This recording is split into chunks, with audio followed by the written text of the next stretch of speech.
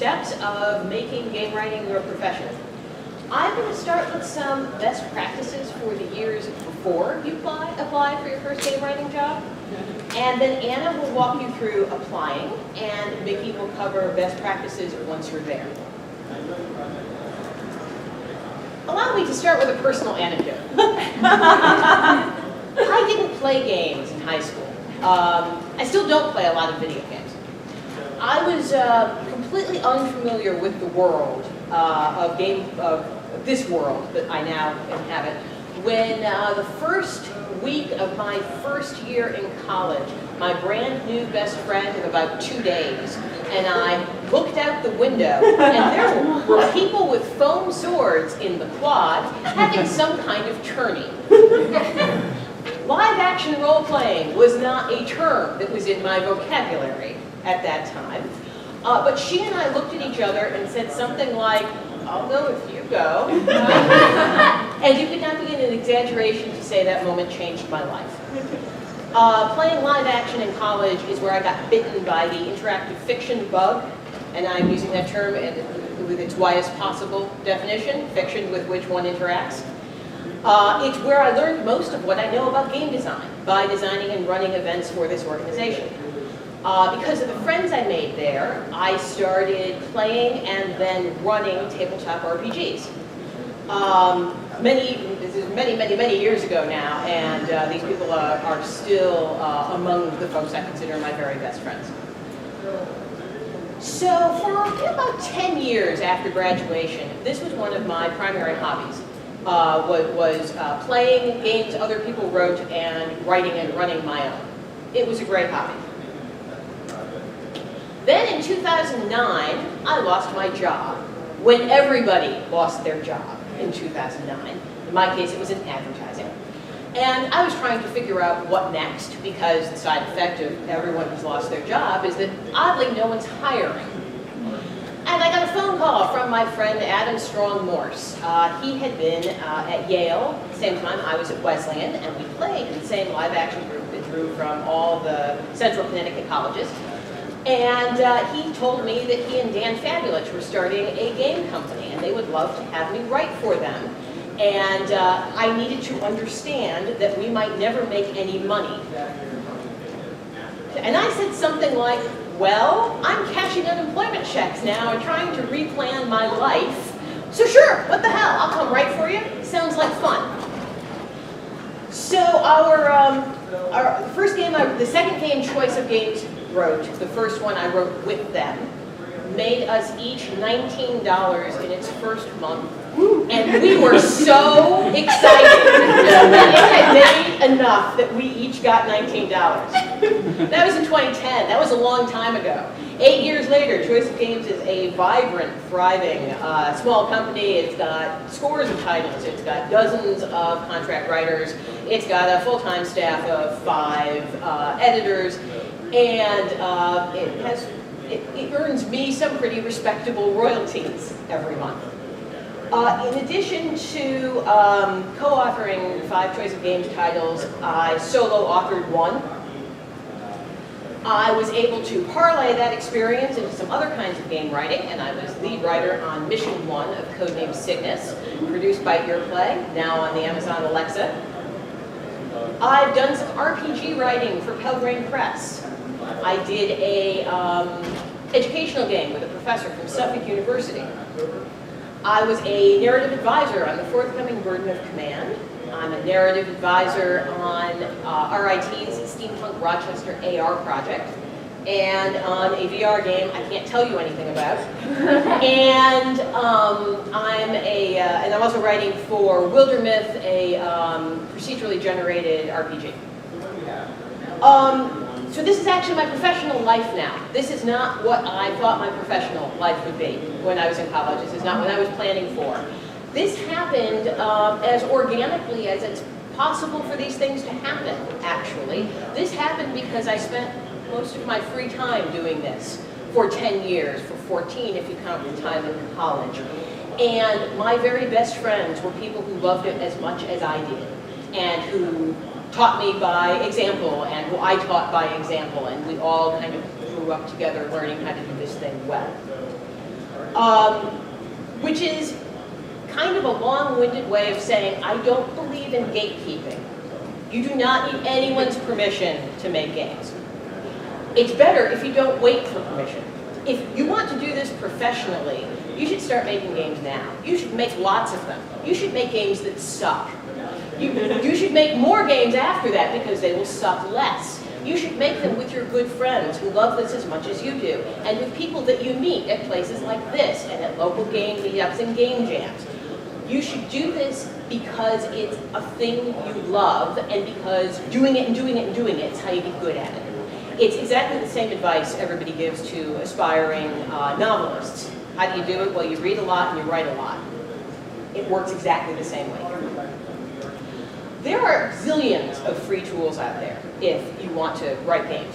My very favorite free tool is ChoiceScript, which is the proprietary language of Choice of Games, which I mentioned earlier.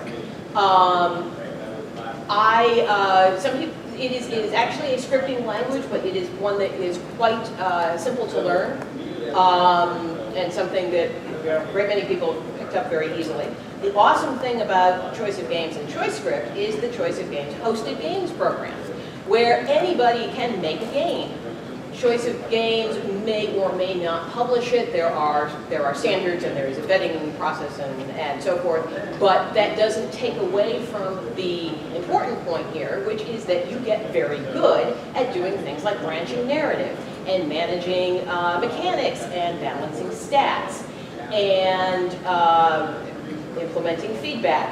And at the end of it all, you have a game that you have made that can go on your portfolio that you can point people to when, later, you apply for the jobs that Anne is about to tell you how to apply for. That's my favorite tool. Here are the other free tools you can use to make games. I'll just leave that up there for a few minutes if people want to take a picture of it. And like huge thanks to Clara Fernandez Vera and Beth Court, who actually did a bunch of the research and then let me steal it for this slide, because we all help each other. So Twine is often the go-to for first-timers because it's graphical user interface. It's very straightforward. ChoiceScript and Ink are more robust and slightly more complex. If you want to do augmented reality, Eris is awesome and open source. And I could keep going, but I'm going to stop now. Here are free tools you can use. Another thing that is super valuable are local meetups and game jams.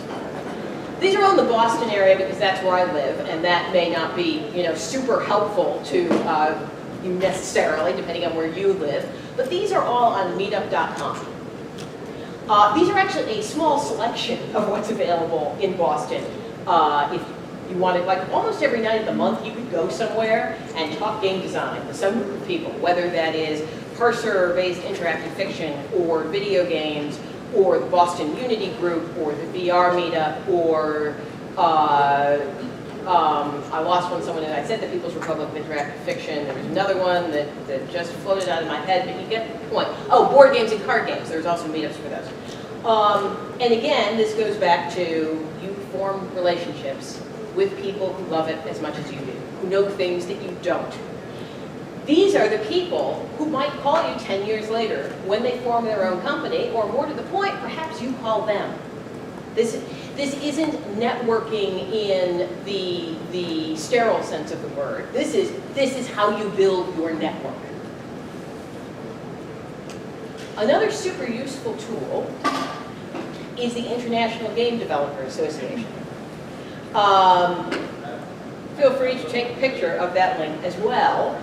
They are super valuable. It's a website. There's a number of special interest groups that appeal to different aspects of game development. Game writing is one of the special interest groups. It is an incredibly useful resource. There's social media groups and a mailing list, actually more than one mailing list, and the website has articles on things you might want to know, like contracts and setting rates, and writing samples. And the mailing list in general is pretty helpful in terms of giving each other a hand, passing on job openings, all sorts of things like that. As you move from being a passionate hobbyist to being a professional, you will probably do some amount of contract work. And this is for many reasons, one of which is there are a lot more people hiring contractors for short-term assignments than there are hiring full-time people. This is also how you build a portfolio. But more to the point, the portfolio exists because this is how you get good at this. This is how you learn how to do it, by doing it a million times. Figuring out what you charge when you're just setting out is kind of difficult. It is its own presentation. Toya Finley has given this presentation. My best advice to you is to go read her article. It's on the IGTA site. And there's a number of links off of it to different websites that compile information of this kind. I will say that some of the official information on websites like that is more applicable to the person in the middle of their career than the person at the beginning. For example, you might see advice that it is better to charge by the project than by the hour. This is absolutely true. If you really know what you're doing and you can build a thing in 3 hours, then you want to charge by the project. It is perhaps less true at the very beginning of your career. I'm not going to get into detail here because that's not what this panel is about, but these are all things you should think about. And the final point, whether you are a professional or a semi-professional, a lot of the websites and articles will break down their advice by that. And which one you are, again, depends on how much experience you have, which is directly affected by how many games you have made, perhaps using the free tools and other things that I just mentioned. You can stay in the contract work profession. You can be a professional freelancer. I am. It's a job that has a lot of pros and a lot of cons, and is not for everyone. If it is not, in fact, for you, and what you want to do is work for an established company, then Anna is here to tell you how to get that process started. I am indeed. Just look away for a moment while we awkwardly move the cable from our computer to mine. Talk amongst yourselves. Yeah, do a little soft shoe.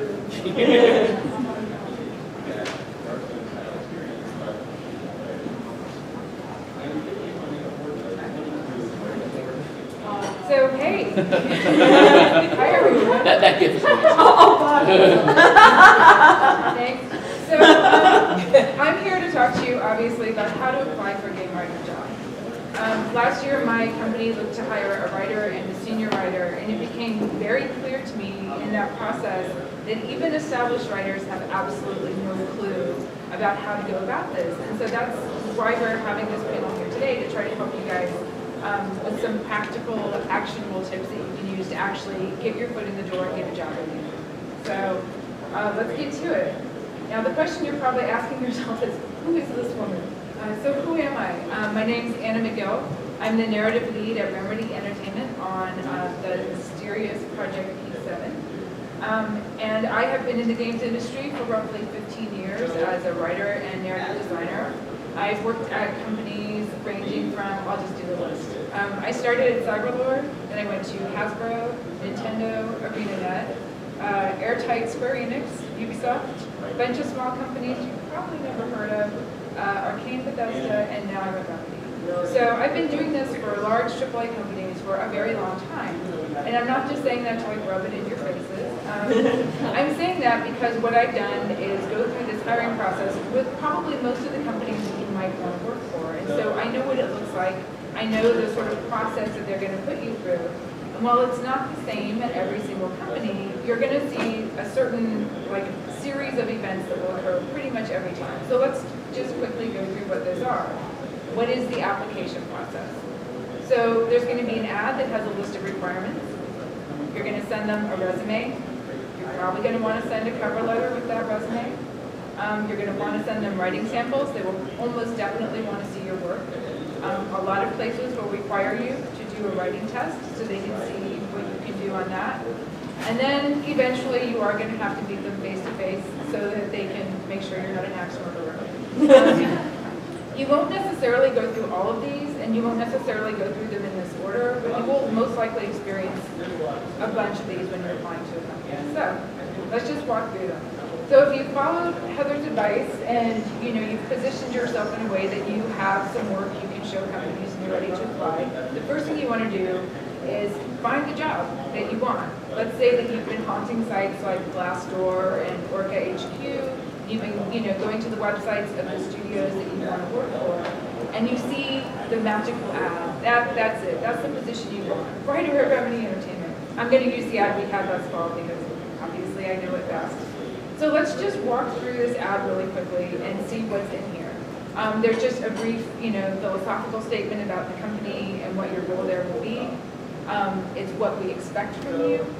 There's some nice to haves that you could bring to the table, and then just a blurb on the side about the company itself and how long you have to fill out this application. Read that very carefully. Go through each section and make sure you understand exactly what it is that they're looking for and that you fit the job. Is this really the job that you want? Sometimes it's not. And I think sometimes as much as you want it, it's not the job for you. And I think you should look closely at this section. What we expect from you. These are the job requirements. This is what the baseline expectation for you in this role is going to be. So let's just walk through this point by point. So we were looking for someone who had experience as a writer or narrative designer on a AAA role. So this was not an entry-level position. Someone who had absolutely no experience was not going to get this job. As badly as they wanted it, they just had to have some experience. And that is because AAA has some unique constraints. There are some things about writing for these big budget games that you have to know. We cannot teach that to you. We don't have time to teach you that. You need to come in understanding what those are and how to write them. Now, if you're a writer and maybe you're a producer in a AAA company or you have some experience with that, you can combine those two things. Like it doesn't have to verbatim be a perfect match. Don't cross yourself out of the running just because of that. Find ways to take bits of your experience and see if they match kind of what it is. But know that you do need to provide something. You have to have some level of experience. Realistically, if you have no experience, you are not going to get a senior writer position at a AAA company. That's just the bottom line. So another thing is, we wanted someone who could work on site. For us, that's in Finland, in Helsinki. But a lot of places, you might have to move to San Francisco or, Seattle or someplace where the company is located. I know that remote jobs are the dream, that you can work from home on these big games, but it's not very likely to happen, and there's a reason for that. Communication is really critical on these big projects. You need to be there to go to meetings, to talk to people, to coordinate, collaborate, and it's just a lot harder to do long distance. Now sometimes, for the right candidate, they will make an exception and they will allow you to work remotely, particularly as a trial period before you move there. But don't count on it. If you're going out for a job and there's someone who can move and you can't move, they have a leg up over you, and that's just the reality of it. So just go into it understanding. So what else were we looking for? Someone who was flexible and a team player. The bottom line is writing for video games is collaboration. Full stop. It's collaboration. You are going to have other people's hands all over your work. Everyone's going to have an opinion about it. You're not going to sit up in an ivory tower and hand down your immortal prose to people and then watch them implement it. It just doesn't work that way. You need to be able to talk to people and communicate, make sure your ideas are getting across. You have to be able to give and not be precious about your work. Not being able to handle criticism can be a really big problem because everyone is going to have a strong opinion about it. And at the end of the day, if you're going to be a jerk, no one's going to want to work with you. So this is a really important thing. Also, you need to be able to write. You would think that's not something we would have to tell people, but there are an awful lot of people who just really want it so much. This is their dream and they want it and they're trying out for it. And in their hearts they know that they are good writers, but they have nothing they can show us. They have no samples, they've never written anything before.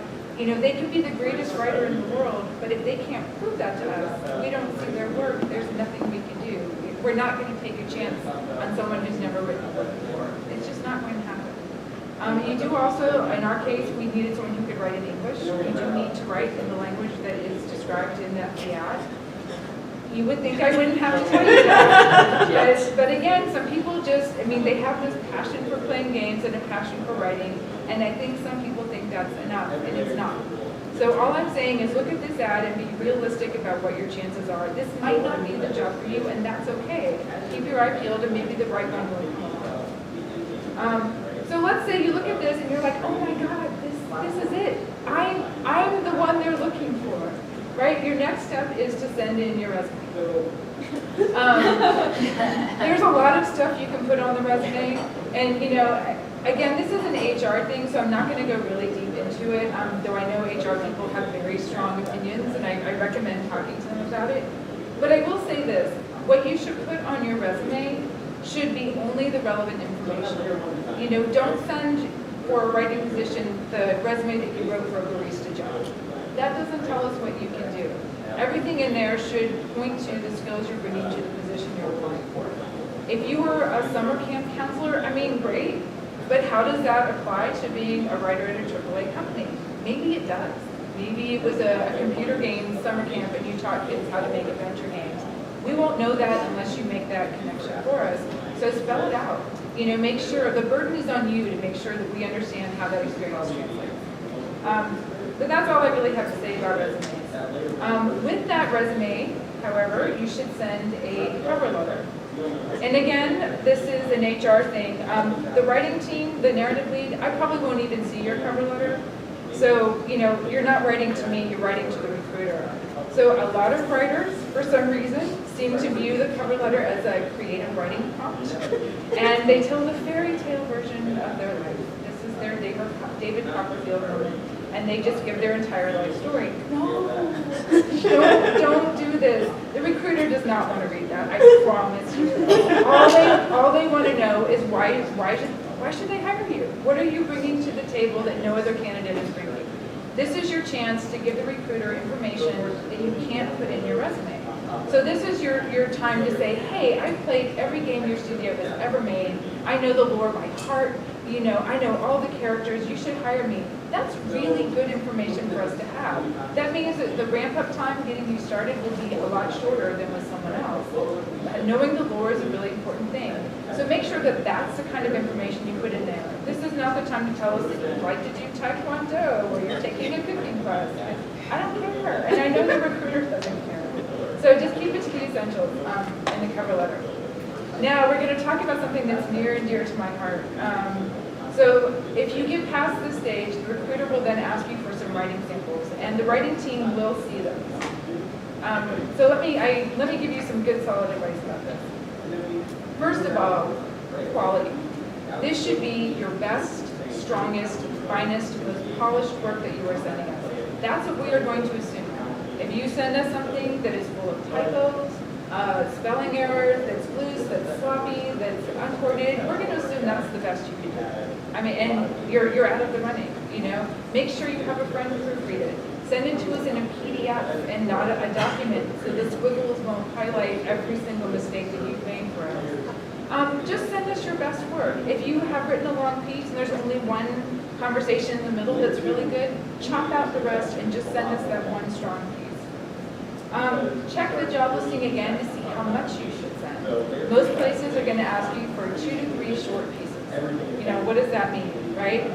Don't send more than roughly 10 pages. If you're sending more than that for 2 to 3 short works, then you sent too much.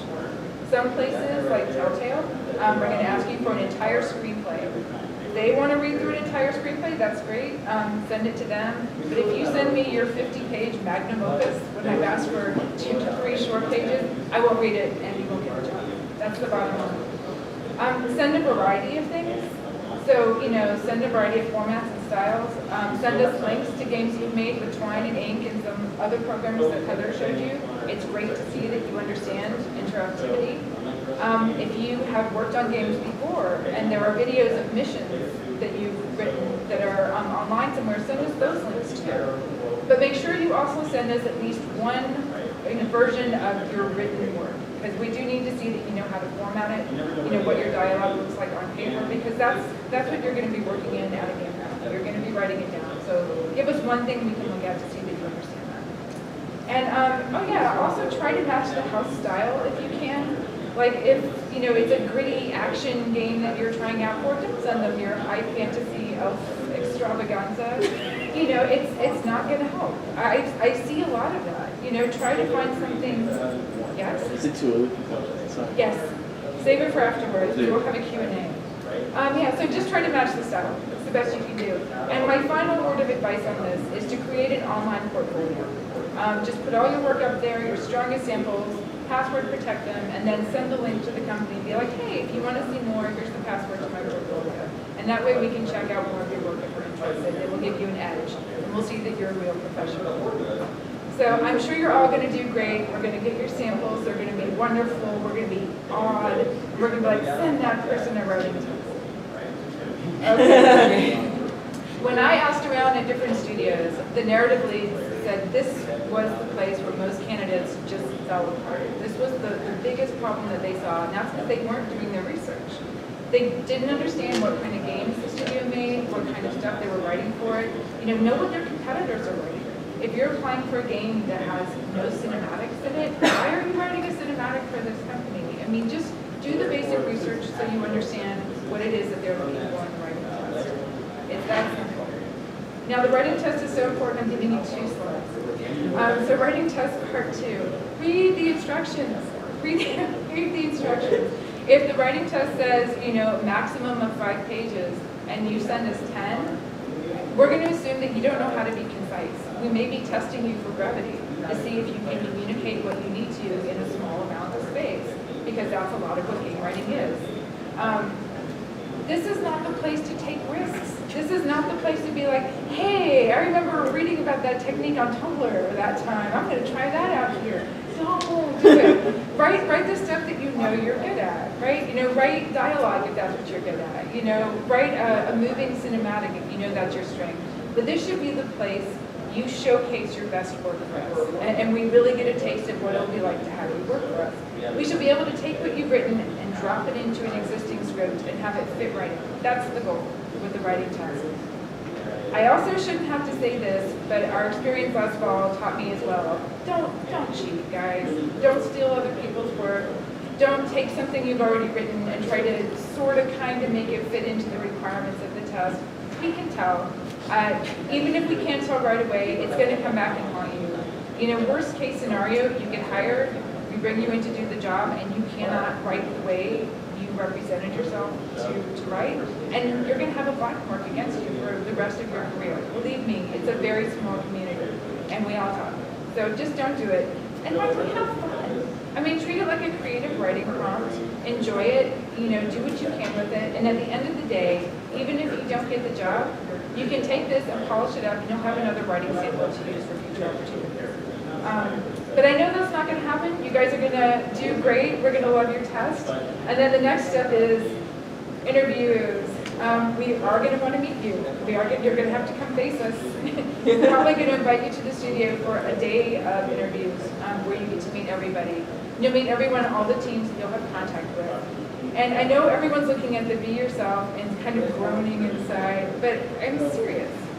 What we're looking for is chemistry. We want to make sure that you're the kind of person we want to work with, that you're not a jerk, that you communicate well, that we understand your ideas, that you're a likable person. That's really all it is. You should be interviewing us as well. Like, do we look stressed and bitter and angry? Maybe you should ask us why that is. Maybe it's not a place you want to work. So it should be a two-way street. Ask questions, get the information you need, and just be yourself and show them who you are and that you're an awesome person they want to work with, and you will probably get the job. Something you should know is that by the time you go in for the interview, there's only a couple of candidates left. So you're almost there. So all you have to do is just ace this and you've got the job. And that's really it. If you guys have any more questions, you can talk to me on Twitter. I'm at Sinixie. A summary, the article that this speech is based on is on my website, Megill.com. And that's it. And we'll also have Q&A at the end of this session. In the meantime, this man here is going to tell you what to do now that you have the job. Cool. Yes. The cable of power. Actually, the cable of HDMI, but whatever. There we go. So yeah, hi. Stand up. Mostly that's what I want to do. Yeah. So yeah, hi. My name is Mikko Rautalahti. I am currently working at Next Games as the narrative director. Someone recently, I was still working at Remedy, where I hired Anna, and then sort of, yeah, pretty much like I was just like, this can never be, and I ran away. And now, no, she has my job, so that worked out okay for her, I guess. But you know, like that's kind of sort of the kind of thing that might happen to you maybe like when you're like a decade into your career. But right now, you have just been hired for the first time. You got the job. Now you probably have to do the job, which is, you know, not something that you actually probably know quite how to do yet, because you have done it. So the first thing you want to do is you want to manage your expectations, because I think for a lot of people, you know, there's like this dream image of what it's like working at a cool game studio, and that may not be what it's actually like, because first of all, no studio is like another studio. Like they're all different in various ways. They all have their own culture. You know, they just do things very differently. The mood is very different. Like some, you know, there are studios where everybody is just kind of not a friend. Like they might be like hardcore professionals. They work together very well, but they don't actually hang out after work. And then there are studios where everybody's like one big happy family. And that may or may not have anything to do with the kind of games they actually make or the quality of the product. It's just these places are different. But it does have an impact on how you work. So you kind of want to research the place a little bit and then go in kind of knowing what you're getting into. That's where the interview bit is very useful. Also, you know, if you're working in AAA, that's going to be one thing. If you are working on a tiny mobile game for like an indie team, that's going to be very different. So you can't really kind of go and expect that it's going to be like, oh, it's going to be like a major, you know, AAA, GTA type, like major team, and then you go in and it's like literally like 5 people, you know, in a basement somewhere, like cracking up code and trying to make a game. Very different. And you know, that kind of has a huge impact on how it actually works. You also have to understand your position. Like you are being hired as a writer. What does that actually mean at that company? Because at Remedy, for example, being a writer, you know, it means a certain thing. At Next, yeah, obviously, yeah. At Next Games, where I'm now, being a writer is something totally different because the games we make are different. So you kind of have to understand what the products are like, and you have to understand what the audience is like. So, for example, like the free-to-play mobile audience is totally different from the hardcore RPG audience. That's just not the same at all.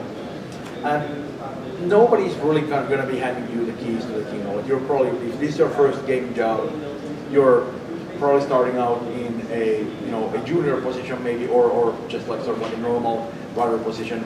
But you don't really have that much authority, and you kind of need to understand that okay, you are the new person in the room. Like they like you, but they don't really trust you yet. You kind of have to adjust for that.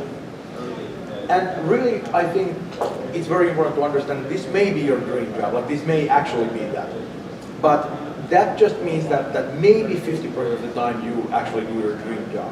The rest of the time, you just do a job, which means that you are probably kind of maybe a little bit bored, maybe a little bit angry, maybe just stressed out because it's a job.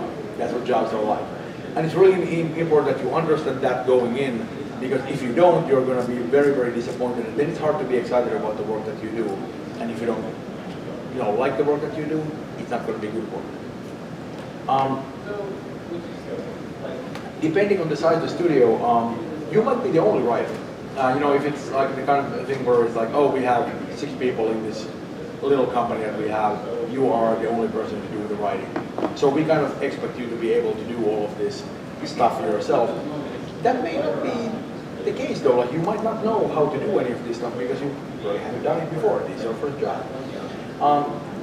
That also means that you might be managed by somebody who really doesn't understand your work at all. Like they have no clue what a writer actually does other than like sits down and bangs out words, which is definitely a part of it, but that's not really what writing is.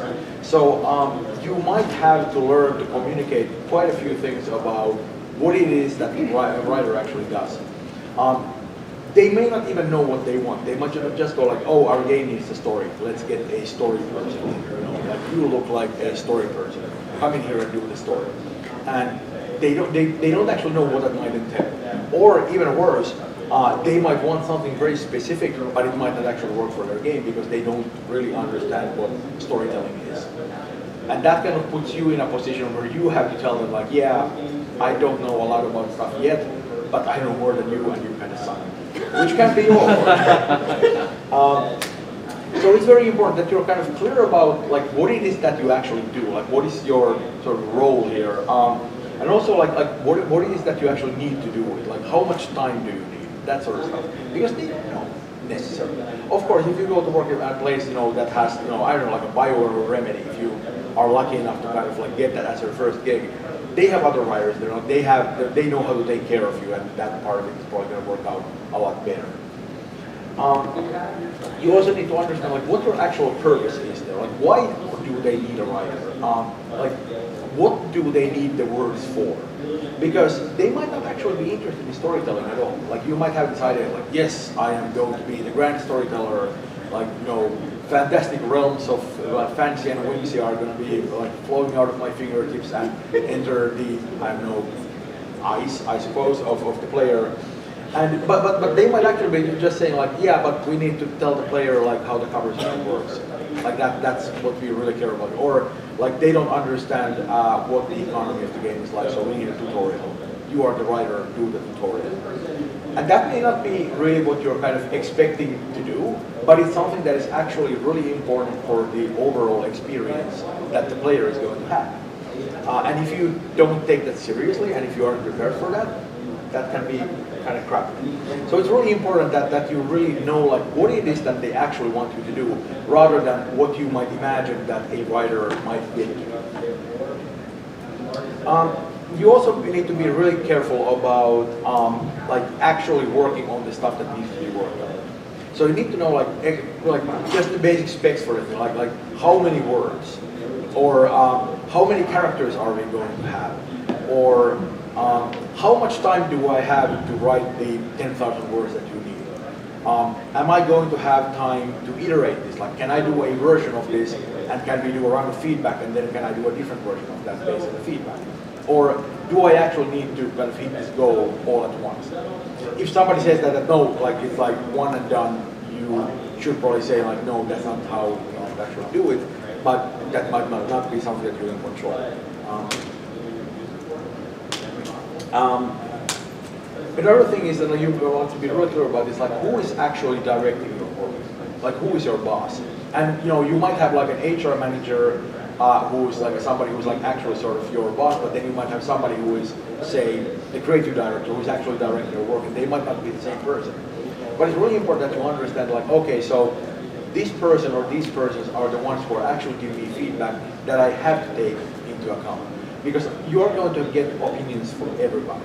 Like everybody has an opinion about your work, and they all think that they can write. I mean, they most likely can't, but they're going to behave like they do. And like it's my personal experience that if I went to talk to people from other disciplines than narrative and talk to them about their work the way they talk to me about my work, I will get punched. Because like they are like so dismissive a lot of the time because they don't understand. Like, they literally don't understand how storytelling works at all.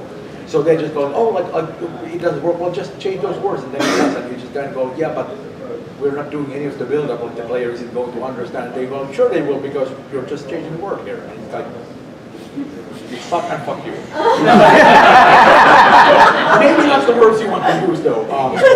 But the difference is that sometimes the person who says that to you is somebody that is actually in a position where they get to make that decision. Like they might be wrong, but you might not be able to argue. On the other hand, it might be just, the dude who's like 2 desks over in that direction. They might have an opinion and you go like, thank you for your feedback, I'll take that into consideration. And then you don't do anything. Unless they're right, which is something you should also be careful with. Also, like whatever you're doing, like you should insist that they give you a plan for like, for all the writing tasks that are involved in this whole thing. And that's not probably, that shouldn't be your job. Like you're a writer, you're not somebody who is up to date on everything about the project. Like this is like more like a producer task. Like you have to make sure that you know what is actually expected of you in terms of like deadlines and whatnot. And very importantly, ASAP is not a deadline. Like that's not something you can put in your calendar. Like you have to say like, okay, I understand you need this quickly, but you need to explain to me why this is important. Like what is this going to be used for? Like what kind of things are going to be based on what I do? So you understand like what the impact of your work is actually going to be. And you have to say like, you need to give me a date by which this needs to be done. Because then you can go like, okay, like I know this is a high priority because I understand what it is, and I also have this other task that came from somebody else. I can now say which one of these is more important. If you get two tasks and they're both like as quickly as possible, that's like there's no way for you to juggle those in any kind of meaningful way. And the problem with that is that then it's you who looks like an incompetent because you couldn't handle it. Whereas if you go like, no, I can do that, but I can do this, then they kind of understand what's going on. This might be the first time we're actually working in a team in any kind of like meaningful way. And as Anna said, like everything about this is collaboration. Like you can't do a whole lot by yourself. And it's important when you're sort of like the new person in a team to just like accept that you don't know anything because you haven't been there before. So it's important you actually ask questions and like make it clear that you're somebody who doesn't know stuff yet, so they can't expect that you do know that stuff, but you are very willing and interested in learning. You should really also like just accept that everything is more complicated than it seems. Like there's a lot of stuff that you're just going like, oh, it can't be that big a deal, but it is. Like everything is more complicated than you think it is because there are like all sorts of technical dependencies. There's like just practical things like, Gary can't do this because Gary is going to be on vacation next week, and that's going to throw everything out of whack, and now we need to adapt. Like these things happen, you need to kind of know them going in. There's also a lot of like different like political things where it might be just like office politics, or it might be something like there is a publisher involved in this whole thing, and the publisher has some kind of an agenda about something, and that might mean that you should never really lie to the publisher, but there are plenty of times when you can't go and go like, oh hey publisher representative, you're visiting us here at the studio, that's nice. As you can see, we're all just making a total mess of everything and we don't know what's going on, which is not what you ever want to say, even though it might be the truth. So you kind of have to know how to manage your situations, especially if somebody asks you a direct question, which may very well happen because if you're the writer, they might be assuming that yes, you know everything there is going on about the story production part of the game. And that may not actually be the case because you might be very badly informed depending on the project, but you still kind of have to try to manage a situation, which is kind of tricky. At the same time, you should never pretend that you understand something that you don't. Like if you don't get something, just say like, I'm sorry, I'm maybe a little bit slow today, but I'm not getting that. Could you explain this to me? Because that way people will actually go like, oh yeah, you haven't done this before. Here's how it works out, and then and all of a sudden you're a little bit smarter than you were before.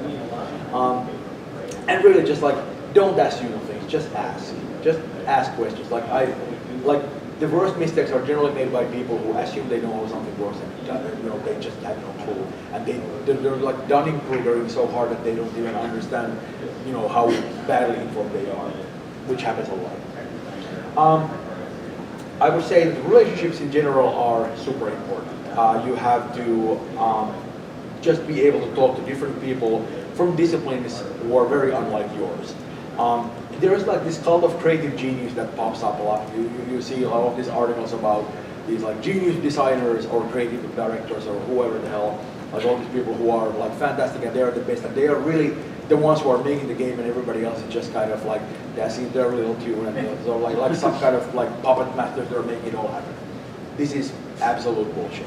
Like it doesn't work that way. Like those people may be very good at what they do, but a lot of it is PR because it's useful to have a face for a company who is, like somebody who can kind of be, some kind of like godlike figure that everybody admires.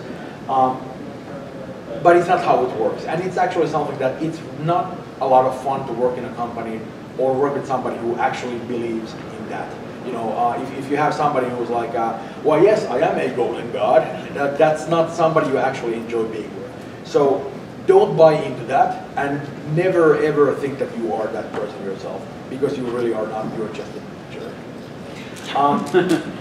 Office politics in general can be, they're either totally irrelevant or absolutely crucial, and you don't know which in advance, so kind of watch yourself. Things can get a little hairy sometimes, because if you work at a place where people have been for like 20 years, that means that there's like 20 years of baggage. So just kind of keep those feelers up. But really, just be nice. Just go and be nice. Be nice to people. Don't be a jerk. Like, don't allow other people to be jerk without kind of calling them like, be nice about it, but kind of firm. Like, that's super important, because like making games is hard. Like, none of these projects are ever easy. Like, they're all incredibly terrible to work on until they're done, and after, like, in retrospect you go like, oh, that was an amazing thing we just did together. But that doesn't really work if like you're sitting next to people that you can't even look at because you hate them so much. Like, that is not a good way to work. Also, an important thing, a writer is kind of a useless thing in most game projects if you look at them in terms of like producing assets or actually, you know, making a build or fixing a broken game build or something like that. Most of us really can't implement our own work, although some of us are actually very like technically adept, and those are people who will never really want for work, I would say, like once they're established. Because I mean, that's not something I can do, for example. I can write things, but I can't make any of it actually do anything. I need somebody else for that. But it's important to kind of try to figure out like which kind of which kind of things you actually ask for, because you can't do any of that stuff yourself. So you can ask for almost anything maybe, but you can't ask for everything. Like, if you have like 15 things that are kind of messed up in the project right now and you want to fix them, you really can't have like 15 hills to die on. Like, you have to be kind of careful. But it's also important to learn to just ask for the support that you know you're going to need. Just kind of go like, hey, I have a problem. I need somebody to help me with this. That's all it really takes. And finally, I would say that the most important thing is to kind of like take away from this is that it's great if you're a good, like a really, really good writer, like an exceptional good writer. But if I'm being like totally honest about it, you probably aren't, because like really exceptional people are really, really kind of like few and far in between. But the great thing about this is that I don't think you need to be a great writer. You just need to be somebody who understands what the game project is going to be and understands how to work with other people, because they will lift you up. Like, that's kind of how it works. Like nobody can do all of this by themselves, but like I'm not a great writer, I don't think, but I understand game design pretty well. So when I talk to designers, I can tell them things that actually makes their life easier. I understand how production works, so I can make decisions that, you know, make the story that we are telling more sort of financially viable, meaning that we can do more for less money, which means that the game is just going to be a better experience. Whereas if you have like somebody who's an absolutely great writer but can't work with others, the game is not going to be good at all. And I guess that is actually everything I have. I guess we're all ready for exciting questions and insults. Whichever you have, I guess.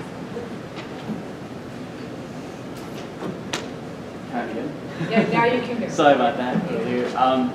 What I was wondering was, since there's so many ways to tell stories in games, whether it's actions, branching dialogue, or a set story, are there any common formats that you follow in a studio, like before they get implemented, as a good way to share them and organize them? Like, I know screenplay format is great for dialogue, but is that at all relevant to games? It is. And again, take a good hard look at the kind of games the studio is making. Like, if you have a studio like, Crystal Dynamics or Naughty Dog, they're heavy on the cinematics.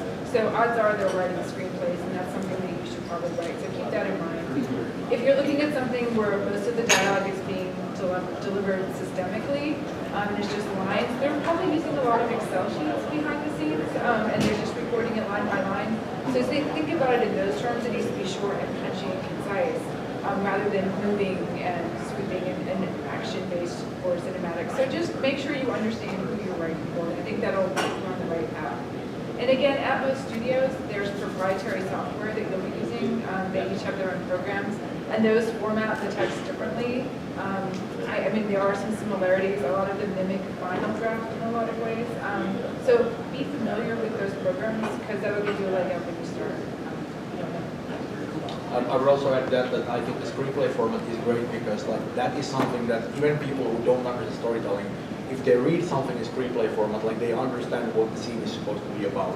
Whereas if you get like 50 lines in an Excel sheet, like that is absolutely impenetrable. Like, they get the lines but not the context. You can't print that and scribble Yeah. out like, oh.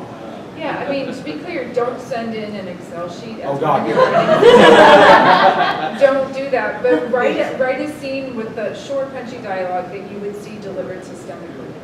So yeah, if you're sending it in, it should either be in screenplay format, or if you are sending in prose, like you're doing like a book sample or something, because there's a lot of ambient stuff, like in the Dishonored games, you find the books lying everywhere. Then yeah, just a PDF of that.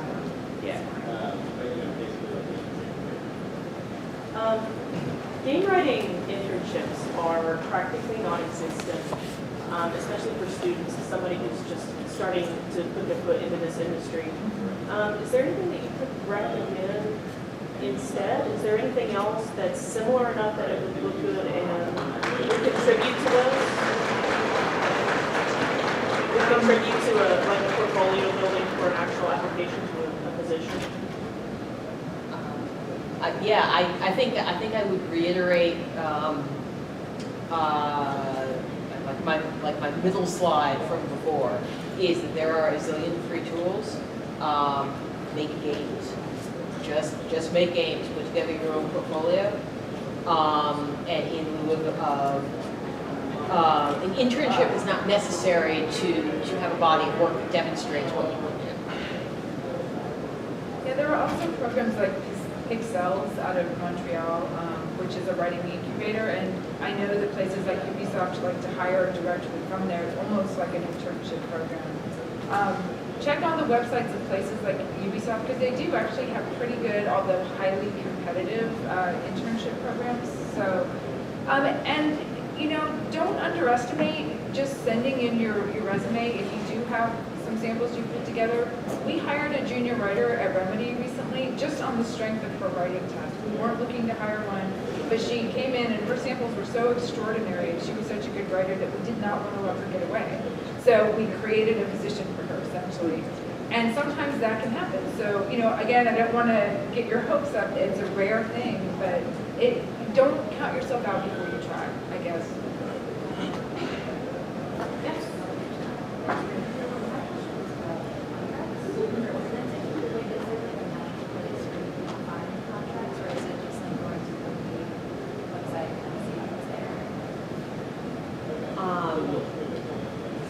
That's like its own presentation. I'm going to say again, IGDA website has a lot of information and a lot of people who have a lot of information. So I would start there. Yeah, they're different for every job. Yeah. On top of freelancing, you said there was like pros and cons. Sure. So the pros are things like you can set your own hours. You can select your own clients. You can fire clients that with whom you do not see eye to eye. The cons tend to be practical things. When I started freelancing, my husband had and still has a job that gave us both health insurance. It sucks, kind of, that that's one of the things you need to think about. It's worth noting that the need for stability increases as you get older, and so feel free to take risks before you have a mortgage to pay. It's the other cons of freelancing.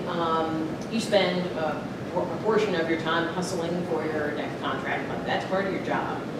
That is not the fun part of your job. That kind of goes back to Mickey's first slide, is that sometimes it's just a job. There's a energy in working with a team that is somewhat replicable when you do it offsite, but not 100%. So that is also a temperament thing of the person, of the particular writer who's making the printouts.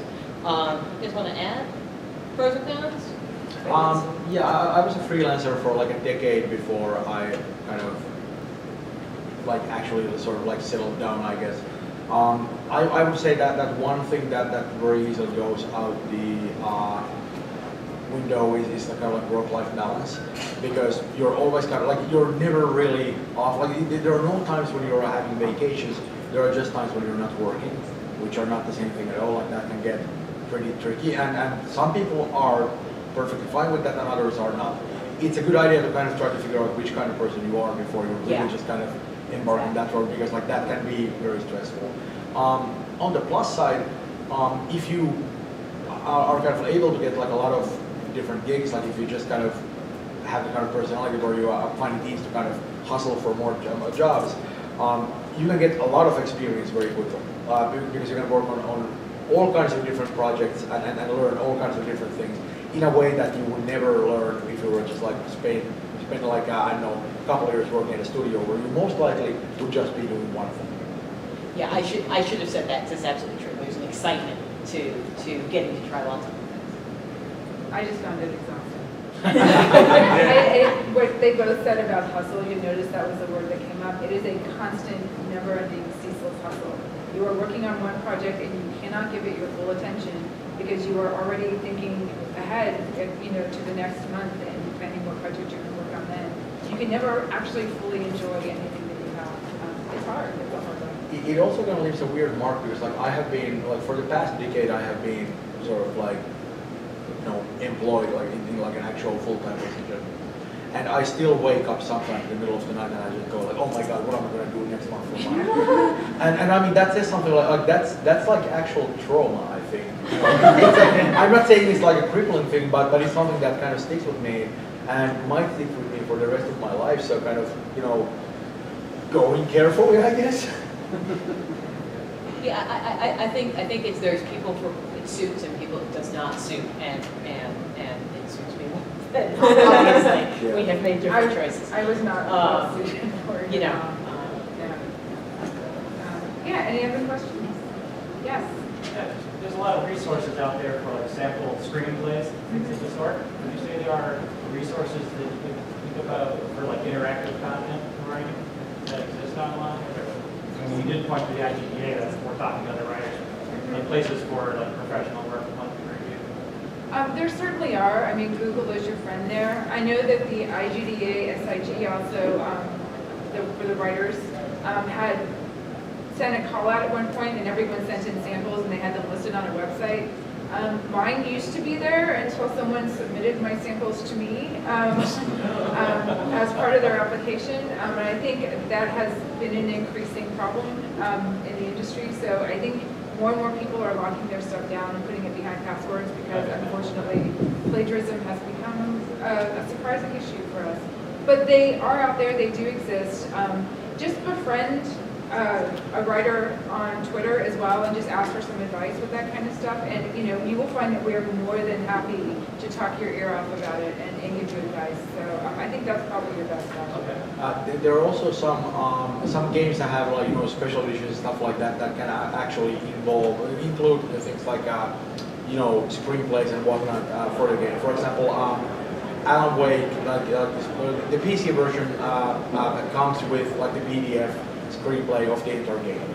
So that's something that that's one way to do it. Also that way you can support my work, which is always nice. I was like, wait a minute, are you shilling for Remedy? I'm shilling for Remedy by kind of like reflex at this point. Anyone else have any questions? Yeah.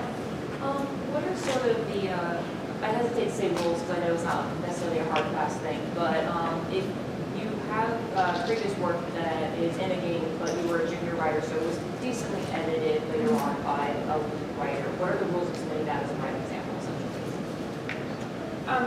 If it's your work, and I would say if it's at least 50% your work, then submit it, but just make sure that they understand that. I mean, it's very rare to find a writer's work that's gone into a game that hasn't had someone else do something to it. I mean, even as a senior writer, like a lot of my stuff, we hand it around and, edit each other's work to make it the best it can possibly be. So no one's going to judge you for that, but just make sure that it's clear. Like if I wrote a sample and I had co-writers on that script, I will mention my co-writers. But it's not unusual, so don't feel bad about it. Anyone else? What? It's a fun one. So, any games that you guys are like, awesome narrative, check these things out. In what sense? Oh, just games that That you we guys like? Yeah, just How like, much time do we have? Yeah, two or Yeah. three. It's just about. Yeah, Should totally check out the ones we've written. They Yeah. are awesome. Yeah, I mean, you'll see certain titles come up over and over again. Geek and I are both huge fans of The Last of Us, and I think most game writers will agree. I guess it depends on what you like in a game. Like a lot of the games I like the best have almost no narrative in them, or more structural narrative, like Journey. I'm a huge Little Big Planet fan. I wouldn't recommend it necessarily for the story, but for the fun. So I guess it all depends. Yeah, I mean, there's a lot of stuff that I really enjoy. I mean, there are like some like Psychonauts or old LucasArts adventure games. Yeah. Oh, I did not, but okay. I see I'm talking to You saw my shirt. somebody who already, your shirt. But there's also stuff like, like a lot of really interesting indie games have come out in the last years. Something like, What Remains of Edith Finch, for example, is like Really beautiful writing, like very well done. And I do feel like it is a good time to be a game writer. There is clearly an interest in these games that are more about, about more than just like reflexes or like tactical decisions, which is great. I think there's somebody, yeah. Yeah, do you have any books you would recommend, like Story, Robert McKee, or anything that would help you, I guess, research? On game writing Yeah, on and game narrative writing. design. Yeah. I actually have a whole list on my website. I will tweet it on Twitter when I leave here. I asked around and got recommendations from all the game writers I know. But the narrative design toolbox, I think, is one that comes up again and again that's very helpful. Okay. Thank you, Eddie. Eddie tells us that our time is up and we need to stop talking. Eddie doesn't want to talk anymore. Thanks, everyone. If you have any more questions, find us